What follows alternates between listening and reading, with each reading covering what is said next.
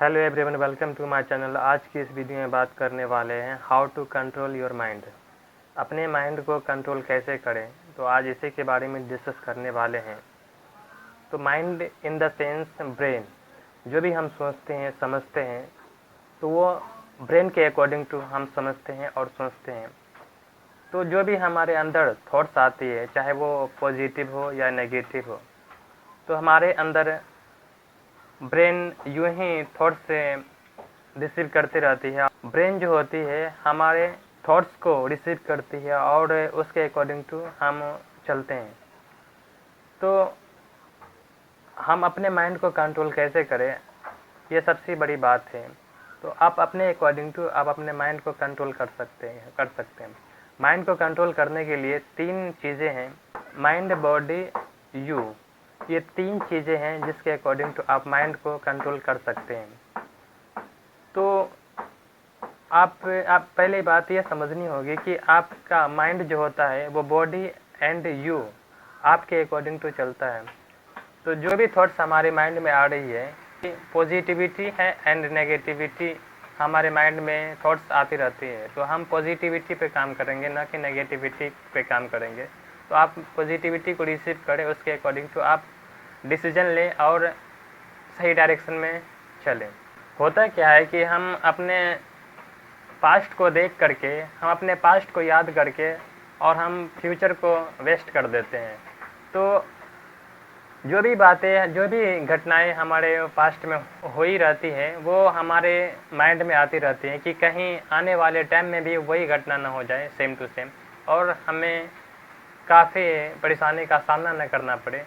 तो ये हमारा माइंड जो होता है पिछली बातों को याद करके हमारे प्रेजेंट और फ्यूचर को वेस्ट होने देता है। तो आपको यह समझनी होगी कि जो भी पास्ट में हुआ है, जो भी कुछ हुआ है पास्ट में, आप उसको भूल जाएं और फ्यूचर में क्या होने वाला है उसके बारे में प्लानिंग करें, और प्रेजेंट में क्या हो रहा है उसके अकॉर्डिंग टू आप चलें। तो आप सही रूप में डिसीजन ले पाएंगे और किसी भी तरह का प्रॉब्लम का सामना आपको नहीं करना पड़ेगा और सही रूप में आप डिसीजन ले पाएंगे। हमारे अंदर कई सारे थॉट्स आती रहती है और हम कुछ थॉट्स ऐसे होती हैं जो हमारे पूरे बॉडी को हिला कर रख देती है, और कुछ थॉट्स ऐसे होते हैं जो हमें सही डायरेक्शन बताते हैं और हम यह एहसास दिलाते हैं कि हमें सही डायरेक्शन में चलनी चाहिए। आपको एक ही बात को ध्यान में रखनी है कि अपने माइंड को कंट्रोल करने का एक ही सिंपल तरीका है कि आप बॉडी और माइंड से अपने आप को अलग कर लें और जो आपको सही लगे आप उसके अकॉर्डिंग टू आप डिसीजन लें। आप जिस डायरेक्शन में माइंड को ले जाएंगे उसी डायरेक्शन में आपका माइंड चलेगा।